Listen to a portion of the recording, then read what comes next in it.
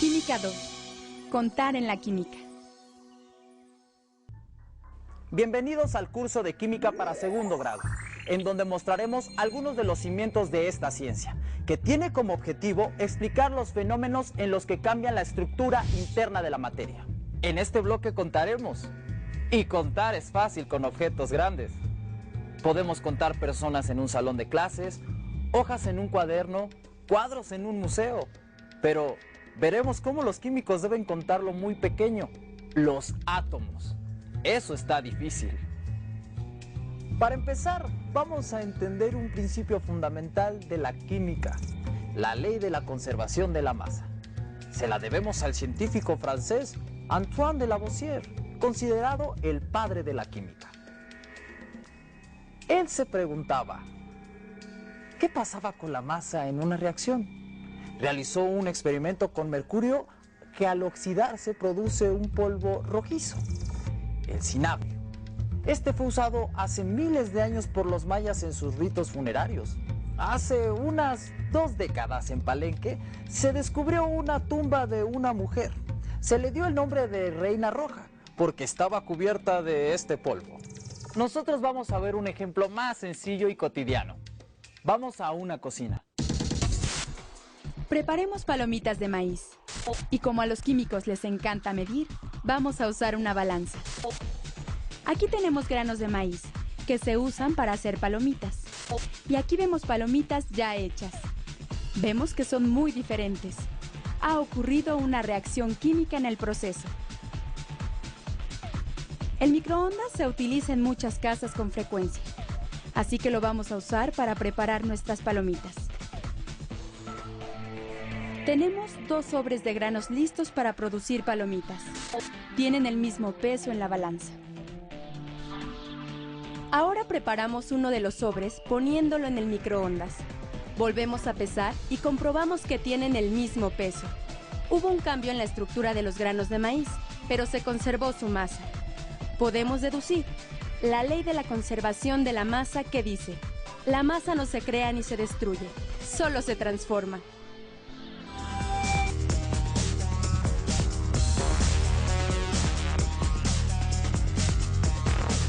Esta ley rige todas las reacciones, aunque a veces no es tan fácil demostrarlo y necesitamos hacer las reacciones en sistemas cerrados.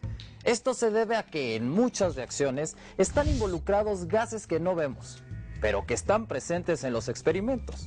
Un ejemplo que todos hemos visto es un tronco de madera que se quema. Si pesamos el tronco antes de la reacción de combustión y pesamos las cenizas que resultan del proceso, el peso no es el mismo. El error es no considerar componentes que no vemos. Se sabe que en la reacción interviene el oxígeno del aire para que se lleve a cabo, pero también hay gases que se desprenden como el dióxido de carbono y el agua. Esta última normalmente se evapora por el calor que genera la reacción. Preguntémonos, ¿qué hacen los químicos? Muy sencillo, ponen cosas a reaccionar. En el camino se dieron cuenta que para producir un compuesto se debían poner una cantidad específica de ingredientes. Vayamos de nuevo a la cocina. En esta ocasión, prepararemos algo muy rico, un pastel. ¿Qué debemos hacer? Seguimos una receta que nos dice la cantidad exacta de cada ingrediente. Si la seguimos con cuidado, siempre obtendremos el mismo pastel con el mismo sabor. Los químicos, en particular John Dalton, reconocido por su teoría atómica, hicieron experimentos poniendo a reaccionar elementos que se transforman en compuestos. Vieron que dependiendo de la cantidad inicial de cada elemento a reaccionar, al final se tenía el producto y a veces sobraba algún elemento. Tras muchos ensayos midiendo la masa de sus reactivos y productos, en cualquier compuesto químico, los elementos se combinan con una proporción definida de sus masas. Por ejemplo, para formar agua, siempre se requiere de una proporción en masa de 8 de oxígeno por 1 de hidrógeno. Si lo hacemos en gramos y ponemos 8 gramos de oxígeno y 1 de hidrógeno, obtendremos 9 gramos de agua. Cada compuesto tiene una proporción definida de los elementos que la conforman, pero a veces en los mismos elementos se obtienen productos diferentes. Esta persona tiene una herida. Primero la lava con agua, después se pone agua oxigenada y podemos observar que se producen burbujas.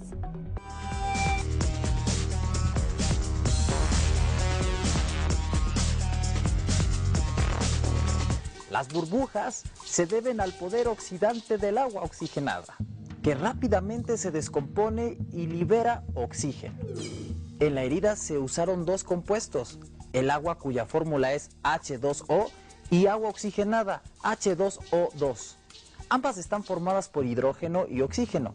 Lo que varía es la proporción de cada elemento.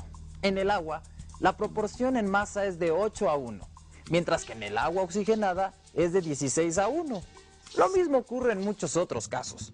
Por ejemplo, si combinamos carbón y oxígeno, se puede formar monóxido de carbono o dióxido de carbono. Son dos compuestos diferentes con propiedades diferentes. El monóxido de carbono puede ocasionar la muerte en una planta, mientras que el dióxido de carbono es indispensable para que pueda desarrollarse. De hecho, es la materia prima con que realiza la fotosíntesis, para desprender oxígeno y producir sus nutrientes. Para el monóxido de carbono, la relación en átomos es de 1:1 entre el carbón y el oxígeno, mientras que para el dióxido de carbono, la relación es por cada mol de carbón, 2 de oxígeno. Muchos átomos se combinan dando más de un compuesto, pero siempre guardan una proporción definida de los átomos que la componen. Esta es la ley de las proporciones múltiples. Conociendo la proporción en la que se encuentran los átomos de una molécula, se establece la fórmula empírica o mínima. Esta representa la proporción más simple en la que están presentes los átomos que forman un compuesto y puede o no coincidir con la fórmula molecular. Para el agua, cuya molécula está formada por 2 átomos de hidrógeno y 1 de oxígeno, su fórmula mínima y molecular es la misma H2O. En compuestos como el etano, no ocurre lo mismo. El etano está formado por 2 átomos de carbono y 6 de hidrógeno. Su fórmula molecular es C2H6. En este caso, la proporción más simple, o sea, su fórmula mínima, es CH3. Para encontrar la fórmula mínima de un compuesto, primero se obtienen los moles de cada elemento. Luego se divide cada uno por el de menor valor. Y finalmente, por tanteo, se hallan los números enteros sencillos. Con los datos de un análisis elemental, solo se puede calcular la fórmula mínima. En caso de querer conocer la fórmula molecular o proporción exacta de los elementos, se tiene que conocer la masa molecular relativa que se obtiene experimentalmente. Muy bien. Con saber la proporción podemos conocer la fórmula de cada molécula. Pero, ¿cómo encontrar la proporción? Para establecer la proporción o porcentaje de cada elemento en una molécula, se hace una sencilla regla de 3. Tomemos como ejemplo otra vez el agua con una masa por mol de 18 gramos. Calculemos primero la proporción de hidrógeno. Si 18 gramos es el 100%, 2 gramos de hidrógeno, por ser 2 átomos, ¿a qué porcentaje corresponderían? Y el resultado es de 11.2%. Ahora, para el oxígeno, si 18 gramos son el 100%, los 16 gramos de oxígeno, ¿a qué porcentaje corresponden? El resultado es de 88.8%. Concluimos que el agua tiene un 11.2% de hidrógeno y un 88.8% de oxígeno. Calculemos la proporción para el monóxido y el dióxido de carbono. Para el monóxido de carbono, CO, la masa de la molécula es de 12 del carbón más 16 del oxígeno. Nos da un valor de 28 gramos por mol. Para calcular el porcentaje de carbón, planteamos la regla de 3. 28 es a 100% como 12 es a X. El resultado es 42.86%. Para el oxígeno, decimos 28 es a 100% como 16 es a X. se obtiene un porcentaje de 57.14%. Si sumamos ambos porcentajes, tenemos el 100%. Para el dióxido de carbono, CO2, la masa molecular es de 12 del carbón, más 32 de 2 átomos de oxígeno. Suma 44 gramos por mol. El porcentaje de carbón sería el resultado de plantear la regla de 3. 44 es a 100% como 12 es a X. Porcentaje de carbón igual a 27.27%. Para el oxígeno, 44 es a 100% como 32 es a X. El oxígeno está en una proporción de 72.73%. En la ciencia es muy importante contar. En la vida cotidiana también. Si vamos al mercado necesitamos diferentes unidades para comprar productos. Esta señora está comprando una docena de huevos. Esto quiere decir que le darán 12 huevos. También va a comprar un cuarto de gruesa de naranjas. Le dan 36 naranjas. Ahora compra limones y pide un 100, o sea, 100 limones. Si quiere comprar frijoles, no es muy conveniente contar uno por uno. En estos casos se compra por peso. 1 kilogramo de frijoles. También para las lentejas, 1 kilogramo de lentejas. Analicemos la cantidad de estos productos. Los dos pesan 1 kilogramo, pero si contamos los granos de ambos, llegaríamos a la conclusión de que hay muchos más granos de lentejas. Un grano de lentejas es más ligero que uno de frijol.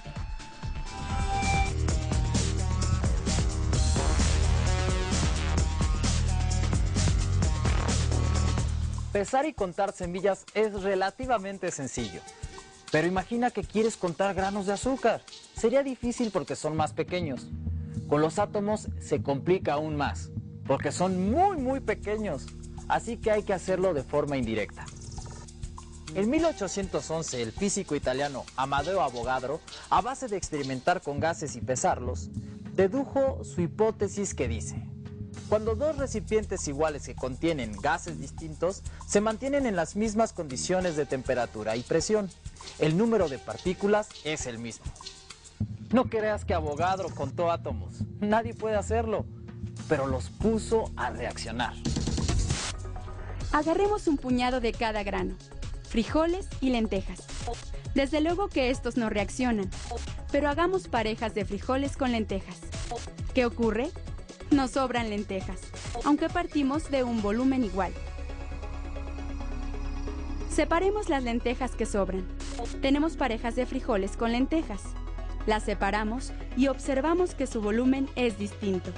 Las lentejas son más pequeñas, ocupan menor espacio.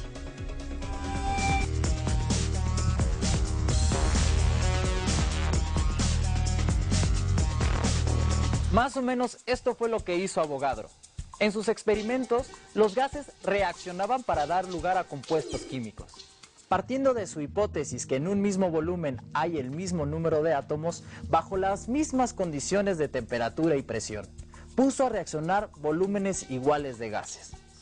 Por ejemplo, un volumen de hidrógeno reacciona exactamente con uno de cloro para dar ácido clorhídrico.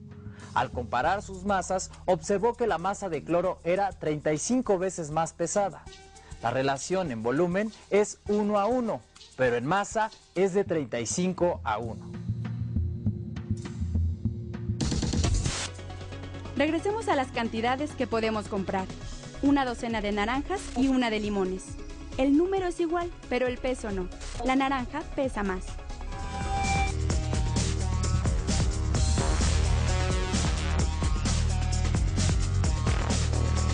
Si las naranjas y los limones fueran gases y se comportaran como gases, no como sólidos, entonces ocuparían el mismo volumen. El hidrógeno es el gas más ligero, así que se le asignó el valor de 1 UMA, que quiere decir unidad de masa atómica. Comparando masas con volúmenes iguales de otros gases, se obtuvieron las masas para los demás elementos. Con la del cloro, 35.5 veces mayor. Con el del oxígeno, 16 veces mayor. También de forma indirecta, los científicos lograron contar el número de átomos. Se le llamó número de Avogadro, en honor al físico italiano. El valor que se obtuvo fue que en un gramo de hidrógeno hay 6.022 por 10 a la 23 átomos de hidrógeno, o sea, 6.022 y 20 ceros. Un número extraordinariamente grande para contar lo extraordinariamente pequeño. A este número tan importante para la química se le dio el nombre de mol. Así que un mol de cualquier cosa es de 6.022 por 10 a la 23 unidades de lo mismo. Y podemos tener un mol de lo que queramos. Para darnos una idea de lo grande que es este número, veamos qué pasaría si tuviéramos un mol de libros. O sea, un número de libros igual al número de Avogadro. Repartido entre la población mundial estimada en 6.830 millones. Le correspondería a cada persona del planeta 8.8 por 10 a la 13 libros. Son muchos millones de libros por persona.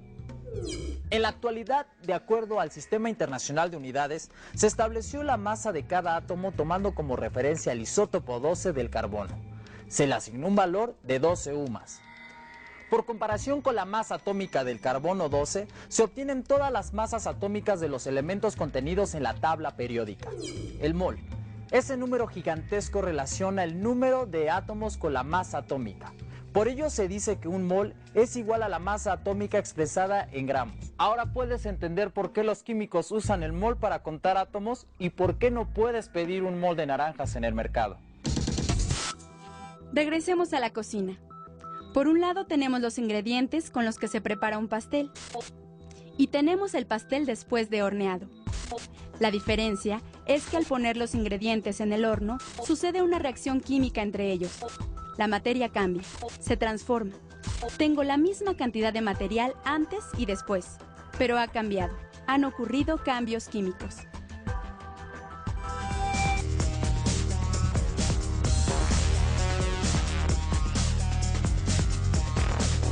Las fibras sintéticas, las pinturas, la gasolina de los automóviles, los plásticos y las medicinas son productos que usamos cotidianamente.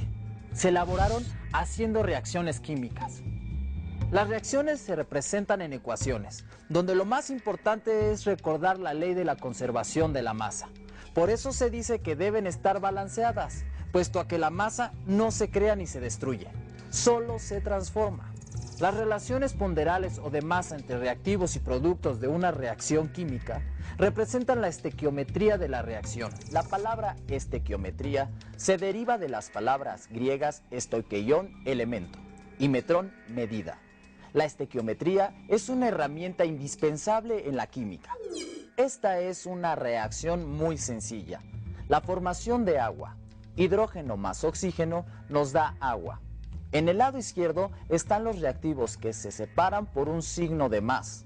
La flecha indica que de los reactivos se derivan los productos, los cuales se colocan en el lado derecho de la ecuación. Contemos el número de átomos de un lado y otro.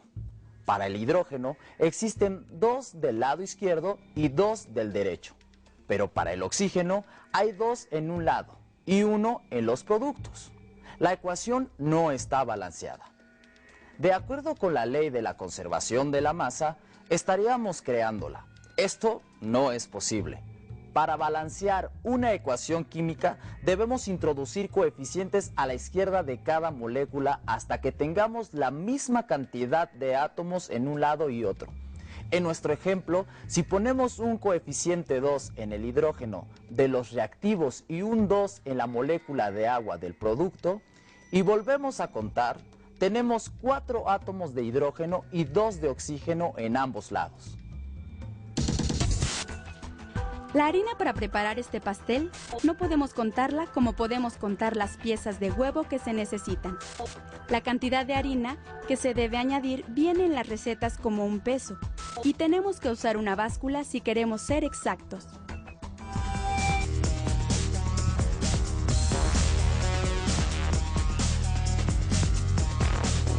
Como ya se dijo, en química no podemos contar los átomos que vamos a poner a reaccionar. Debemos medir. Por eso vamos a balancear la ecuación en términos de la masa. Otra vez para el agua, consideramos ahora su masa molecular referida a un mol de cada uno de ellos. 4 por 1 gramo de cada hidrógeno igual a 4 gramos de hidrógeno reaccionan con 2 por 16 gramos de cada oxígeno, igual a 32 gramos de oxígeno. Un total de 36 gramos de reactivos. Para el producto de cada molécula de agua pesa 2 de hidrógeno más 16 de oxígeno, que da un total de 18 gramos. Como se obtienen 2 moléculas de agua, el total es 36 gramos. Se conserva la masa. Veamos otro ejemplo. La preparación de hidróxido de sodio, también conocida comúnmente como sosa cáustica, y utilizada en la industria para fabricar jabones, papel, rayón y explosivos, entre otros usos. La reacción ocurre entre el sodio y el agua para producir hidróxido de sodio e hidrógeno, de tal forma que la ecuación sería la siguiente. El sodio reacciona con el agua para producir hidróxido de sodio más hidrógeno. Si contamos en un número de átomos de cada elemento, tenemos que hay 1 de sodio en cada lado de la ecuación. También 1 de oxígeno, pero en el caso del hidrógeno hay 2 en los reactivos y 3 en los productos. La ecuación no está balanceada. Por tanteo, introduzcamos el coeficiente 2 en cada molécula, excepto para el hidrógeno de los productos. Obtenemos que 2 átomos de sodio reaccionan con 2 moléculas de agua para producir 2 moléculas de hidróxido de sodio más hidrógeno. Contemos átomos otra vez. Ahora hay 2 de sodio, 2 de oxígeno y 4 de hidrógeno en cada lado de la reacción. Ya logramos balancearla. Realicemos la operación con la masa, recordando que un mol es igual a la masa atómica expresada en gramos y consultando la masa en una tabla periódica. La masa del sodio es 23, la del oxígeno 16 y la del hidrógeno 1. Por lo tanto, el cálculo será 2 por 23 para el sodio, 2 por 2 más 16 para el agua, igual a 2 por 23 más 16 más 1 para el hidróxido de sodio y 1 por 2 para el hidrógeno. La ecuación nos dice que 2 átomos de sodio reaccionan con 2 moléculas de agua para producir 2 moléculas de hidróxido de sodio e hidrógeno. También podemos decir que 46 gramos de sodio reaccionan con 36 gramos de agua para producir 80 gramos de hidróxido de sodio y 2 gramos de hidrógeno. Lo mismo ocurre con cada ecuación química de toda reacción que ocurre en la naturaleza, como puede ser la fotosíntesis, o las numerosas reacciones que ocurren en nuestro cuerpo y nos mantienen vivos. También en las miles de reacciones que los químicos desarrollan en los laboratorios e industrias. Siempre nos podemos guiar por la ley de la conservación de la masa para obtener una ecuación balanceada, que nos permite calcular cuánto en masa debemos poner de cada reactivo para obtener un producto. Ahora, cuando mires a tu alrededor, puedes imaginar las miles y miles de reacciones químicas que ocurren constantemente. Recuerda que las leyes que vimos en este bloque son universales y te ayudan a comprender tu entorno.